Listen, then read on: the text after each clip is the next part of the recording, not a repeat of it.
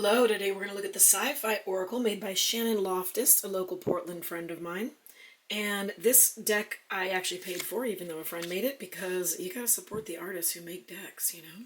And so it is a smaller deck, as you can see with the size of my hand. It's, you know, a little bit smaller than my palm, which some people really like.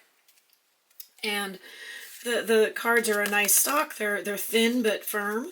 The cards are in alphabetical order. While they look a bit AI, they are not AI. These were actually compiled by royalty-free images that she found online.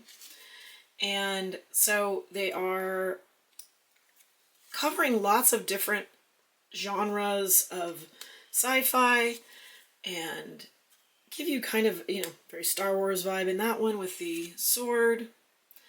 And the Causeway makes me think of like Fifth Element and Blade Runner, while others might make you think of something like Signs.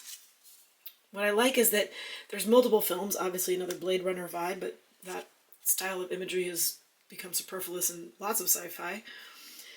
This one makes me think a lot of the movie Primer, which is a fun one. So what I like is that there's multiple films that can relate to each of these archetypes.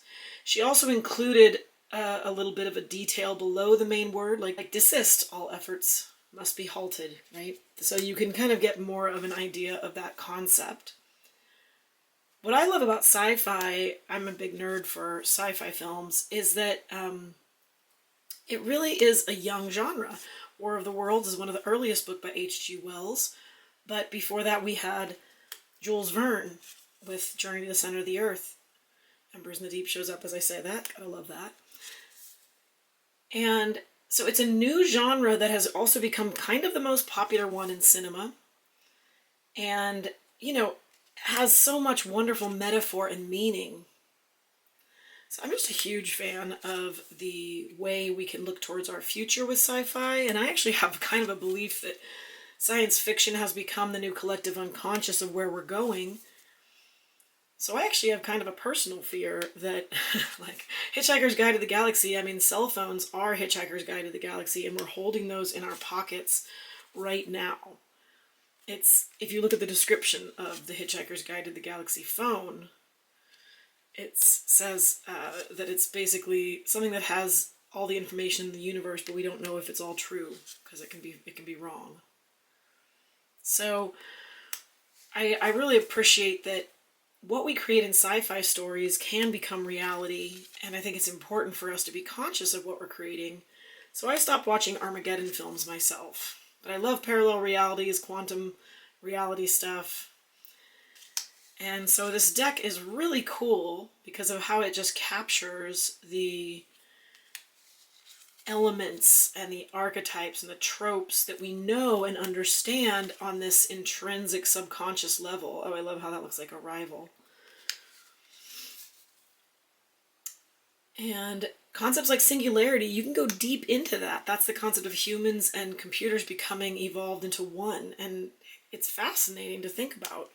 So you can go on a deep dive on a lot of these subjects to try and think about, well, why is that so relevant to science fiction concepts?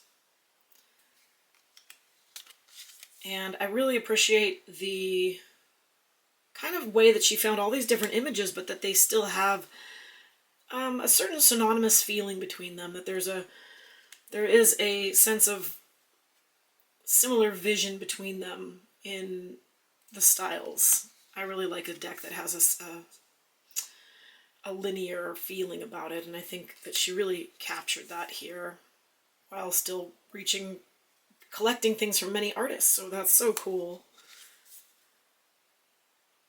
And yeah, I'm so excited to read with this, especially for events with Portlandia fortune tellers that might include, you know, sci-fi themed events.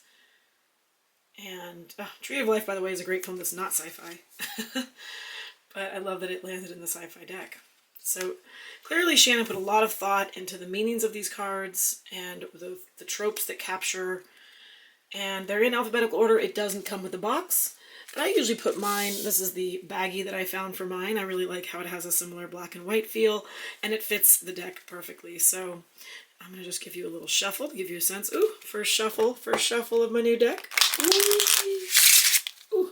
They shuffle real nice, and it's great because they're so small. The other nice thing about this deck is if you know a kid who's interested in divination and is interested in kind of concepts like, you know, like numinous, which is a big word for a kid, but it would help them even learn about something that's a genre they love.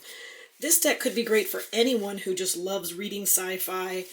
And it's small, and unlike a lot of decks, it doesn't have too dark of concepts. I mean, there's darkness in them, but the images are not so scary. That I think this would be an amazing deck for a kid who is excited about sci-fi and wants to understand storytelling. So a writer, this would be great for a sci-fi writer as well. So I hope you'll consider picking this deck up. Oh, I like how it sprays like that. How fun. And please, if you enjoy videos like this, subscribe and leave comments about what you think about what other concepts could Shannon have included in this sci-fi deck, or which concept strikes you the most. Have a great day, and I hope to see you soon.